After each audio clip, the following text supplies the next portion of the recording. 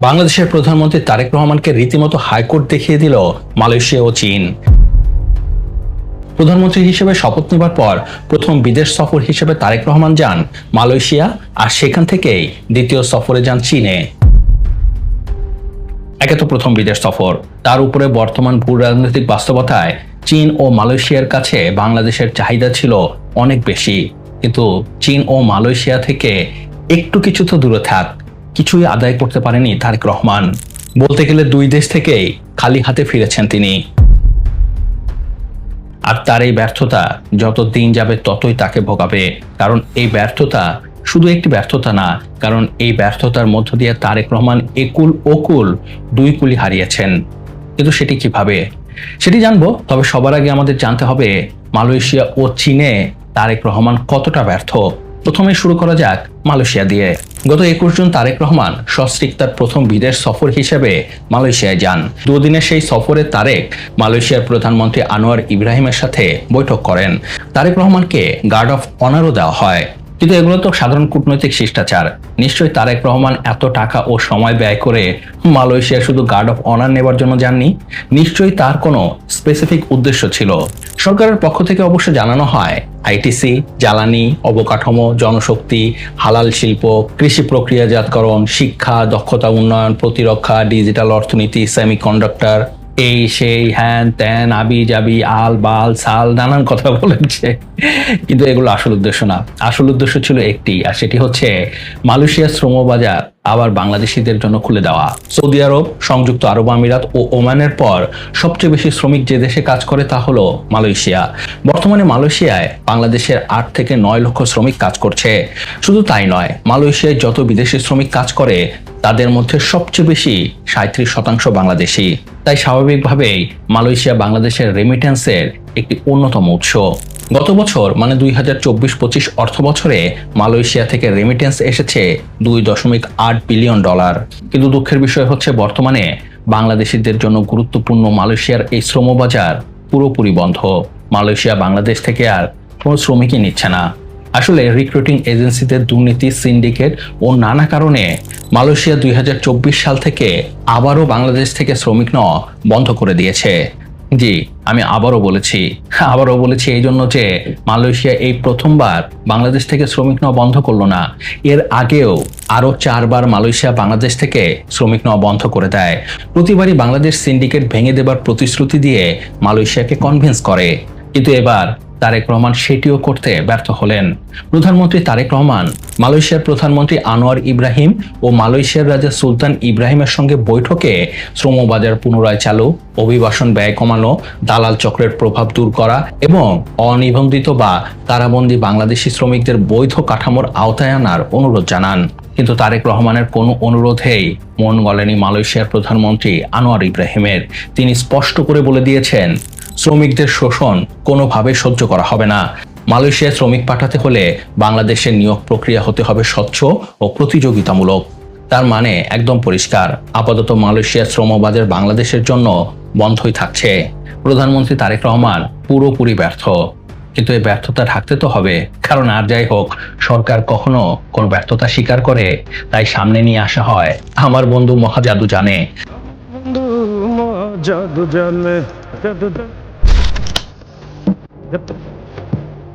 তারেক রহমানের মালয়েশিয়া সফর উপলক্ষে প্রধানমন্ত্রী আনোয়ার ইব্রাহিম বাংলাদেশের হাবিব ওয়াহিদের এই গান ব্যবহার করে একটি ভিডিও ছাড়ে।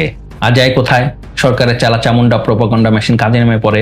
তারা দেখায়, তারা বলে, আহা আহা হা হা, মালয়েশিয়ায় গিয়ে তারেক রহমান কি জাদু করলো, আনোয়ার ইব্রাহিম তার প্রেমে একদম মুগ্ধ, তাকে নিয়ে গান বানালো, আহা কি সম্মান, মালয়েশিয়ায় গিয়ে তারেক রহমান একদম সবকিছু জয় করে ফেলেছে। আল্লাহ, আর কত কিছু দেখতে হবে। তো যাই হোক, আপনারা যদি সেরকম মনে হয় তাহলে বলবো কংগ্রাচুলেশন, কিন্তু আমার কাছে এটি ব্যর্থতা। মালয়েশিয়া তাও ঠিক আছে, কিন্তু চীনে যা হলো তা আসলে রীতিমতো কলঙ্ক। দেখুন, তারেক রহমানের চীন সফরের মূল উদ্দেশ্য ছিল 3টি। 1, চীনা বিনিয়োগ আনা, 2, বাণিজ্যিক সহযোগিতা বৃদ্ধি, আর 3, চীনের সাথে তিস্তা ব্যারেজ চুক্তি। প্রথমে আসা যাক চীনা বিনিয়োগ প্রসঙ্গে। গত 10 বছর ধরে চীন বাংলাদেশের সবচেয়ে বড় বিনিয়োগকারী দেশ। 2019 থেকে 2024 সাল পর্যন্ত চীন বাংলাদেশে $4.38 বিলিয়ন বিনিয়োগ করেছে। কিন্তু 2024 সালের পর থেকে বাংলাদেশ চীনে $1ও বিনিয়োগ করেনি, আর এটি বাংলাদেশের জন্য এক বড় সমস্যা। চীন বাংলাদেশে বিনিয়োগ ছাড়াও অন্যতম বড় বাণিজ্যিক অংশীদার। বর্তমানে দুই দেশের মধ্যে দ্বিপাক্ষিক বাণিজ্যের পরিমাণ প্রায় $19 বিলিয়ন। চীন বাংলাদেশের সবচেয়ে বড় বাণিজ্যিক অংশীদার হলেও বাংলাদেশের এখানে ক্ষতি বেশি, কারণ চীনের সাথে বাংলাদেশের বাণিজ্যিক ঘাটতি বিশাল। বাংলাদেশ চীন থেকে প্রায় $18 বিলিয়ন পণ্য আমদানি করে, বিপরীতে রপ্তানি করে মাত্র $1 বিলিয়ন, মানে ঘাটতি $17 বিলিয়ন। চীন সফরের আগে সরকার থেকে প্রোপাগান্ডা চালানো হয় চীন নাকি তারেক রহমানের জন্য টাকার বস্তা নিয়ে বসে আছে। তারেক রহমান চীনে গেলেই হু হু করে বাংলাদেশে আসতে থাকবে চীনা বিনিয়োগ। শুধু তাই নয়, চীনা বিনিয়োগ আকৃষ্ট করার জন্য বিশ্ব বাটপার পিডার চেয়ারম্যান আশিক চৌধুরী বিনিয়োগ সম্মেলনও করে। প্রধানমন্ত্রী তারেক রহমান তাতে অংশও নেয়, কিন্তু কাজের কাজ গোড়ার আন্ডা, কিছুই হয়নি। $1 বিনিয়োগ আসেনি। বিনিয়োগ তো বাদ দিন, চীন বাংলাদেশের সাথে বড় কোনো ধরনের বাণিজ্যিক চুক্তিও করেনি। এদিকে তিস্তা ব্যারেজ নিয়ে সরকারের বিভিন্ন লোকজন অনেক লাফালাফি করেছিল। তারা বলেছিল চীন নাকি তিস্তা ব্যারেজের জন্য এক পায়ে দাঁড়িয়ে আছে, তারেক রহমান যাবার সাথে সাথে তিস্তা চুক্তি হয়ে যাবে। তারা আরো বলার চেষ্টা করেছিল কিসের ভারত, আমরা ভারতকে দেখিয়ে দিব তাদের আমাদের কোনো দরকার নেই। দেখুন, বাংলাদেশে ভারতের দাদাগিরি কমুক, এটি আমিও চাই, কিন্তু বাস্তবতায় আসতে হবে। আপনাকে বাস্তবতা বুঝতে হবে। চীন বাস্তবধর্মী দেশ, তারা আমার আপনার মতো আবেগ দিয়ে চলে না। তাই খেয়াল করলে দেখতে পাবেন এই সফরে তিস্তা ব্যারেজের কোনো চুক্তি হয়নি। এ ব্যাপারে সরকারের পক্ষ থেকে জানানো হয় তিস্তা ব্যারেজের প্ল্যানিং স্টেজ থেকে শুরু করে যেখানে প্রয়োজন চীন বাংলাদেশকে টেকনিক্যাল সাপোর্ট প্রোভাইড করবে, মানে আরো বড় ঘোড়ার ডিম, মানে কিছুই না। তো এই চীন সফর থেকে বাংলাদেশের প্রাপ্তি কি? প্রাপ্তি সান্ত্বনা স্বরূপ চীনের প্রধানমন্ত্রীর সাথে 13টি সমঝোতা স্মারক সই। আপনারা যারা সমঝোতা স্মারককে অনেক বড় করে দেখেন তাদের জন্য বলে রাখি, সমঝোতা স্মারকের কোনো ভিত্তি নেই, এটি একটি কার্টেসি মাত্র। যদিও সরকার থেকে বলা হয়েছে চীন নাকি বাংলাদেশকে ব্রিক্স যুক্ত করার জন্য ইতিবাচক ভূমিকা রাখবে, কিন্তু সেটি তো অনেক পরের ব্যাপার। বর্তমানে কি পেয়েছে একরাশ অপমান। মালয়েশিয়ার প্রধানমন্ত্রী তারেক রহমান তাও লাল গালিচার সংবর্ধনা পেয়েছিলেন, কিন্তু চীনে তিনি তাও পাননি। উল্টো তারেক রহমানকে ট্রেনে করে দাভোস থেকে বেইজিং এ পাঠানো হয়েছে। তা নিয়ে আর কি বলবো, বলতে লজ্জা লাগে। এছাড়াও বেইজিং এ এসে তারেক রহমান যে খুব উষ্ণ সংবর্ধনা পেয়েছে তা বলা যাবে না। তাকে যেভাবে বরণ করা হয়েছিল তা ছিল অত্যন্ত দৃষ্টিকটু। এরপর গতকাল চীনের প্রধানমন্ত্রী ও আজ প্রেসিডেন্ট শি জিনপিং এর সাথে তারেক রহমানের যে সাক্ষাৎ হলো তা ছিল একদমই সাদামাটা। এত সাদামাটা সংবর্ধনা সাম্প্রতিক সময়ে অন্য কোনো দেশের রাষ্ট্রপ্রধান পেয়েছে কিনা তা আমি মনে করতে পারছি না।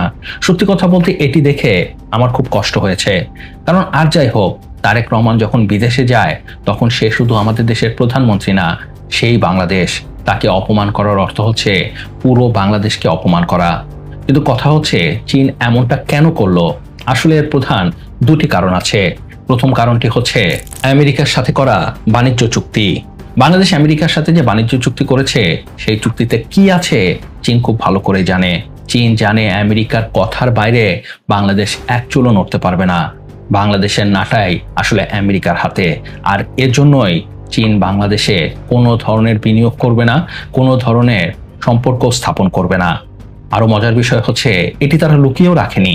তারেক রহমানের চীন সফর নিয়ে চীনের রাষ্ট্রায়ত্ত গণমাধ্যম গ্লোবাল টাইমস 23 জুন একটি প্রতিবেদন প্রকাশ করে, যার শিরোনাম Rahman's visit will boost closer China Bangladesh alignment.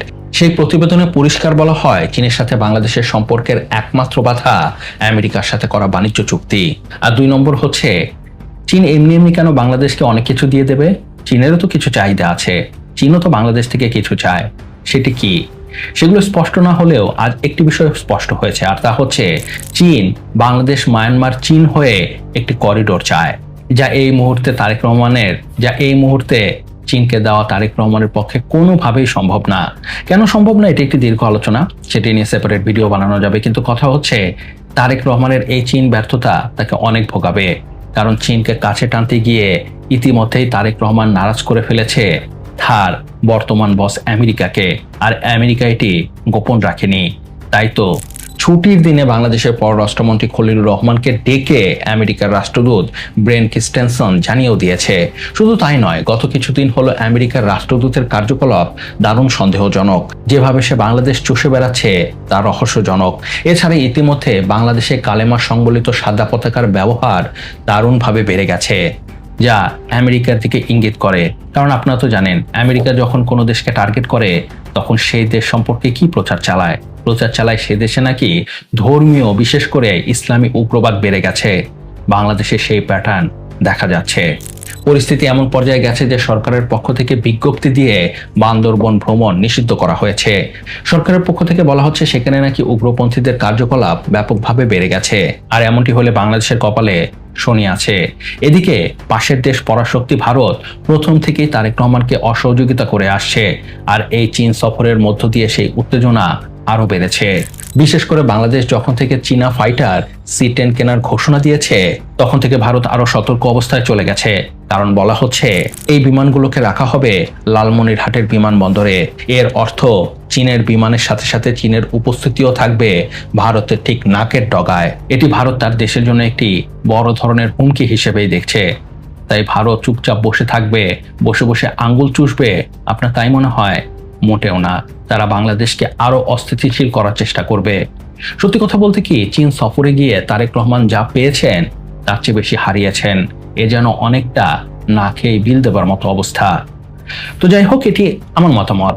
এ ব্যাপারে আপনার মতামত কি? আপনি কি মনে করেন তারেক রহমান চীন সফর গিয়ে কি সফল না ব্যর্থ? তা আমাকে নিচে কমেন্টস করে জানান। আমিও জানি আপনাদের এ ব্যাপারে কি মতামত, আপনি কি চিন্তা করেন।